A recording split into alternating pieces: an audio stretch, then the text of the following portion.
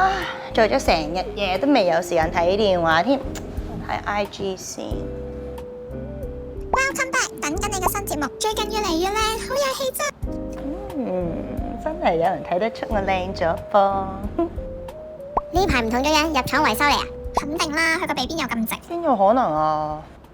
一睇就知打咗針啦。蘋果肌咁脹，肯定打嘢啦。有冇搞錯啊？咩都唔知又喺度亂講。喂，你有冇睇到我新 IG 嗰個 post 嗰啲留言啊？啲網民好過分啊，話我整容啊，仲要講到實實之咁，真係激死人啊！你睇下，我鼻係唔會透光㗎，同埋唔會變形㗎。邊有整啊？如果真係打針啊，啲面部表情係冇可能咁豐富㗎。你都知我着重天然嘅健康㗎啦，我點會去整容啊？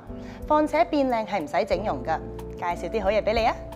嗱，我而家連前後照都俾埋你哋睇啦，完全冇 P 過圖，係原圖直出㗎。做完 Sign-Tag 徒手微雕，成個面型嘅線條咧都 smooth 咗，連大細面嘅問題都改善咗 ，balance 咗好多。咁之前咧塊面都有少少下垂咁嘅感覺嘅，但係而家整體咧都 lift up 咗，飽滿咗，望落 firm 咗，同埋 young 咗好多，同埋個法令紋都淡咗啊！眼尾呢個位咧都提升咗好多，而家對眼望落咧又圓又精靈，成個療程係好天然嘅。美型師咧會用光子及頻率技術嘅儀器咧處理鈣塊嘅問題，令到我哋血液循環得好啲嘅。咁做晒啲前期功夫之後咧，教授就會用手法去幫我復位，係完全唔通㗎。但唔係喎，我介紹完俾你哋個個去 book 晒位，咁我咪 book 唔到？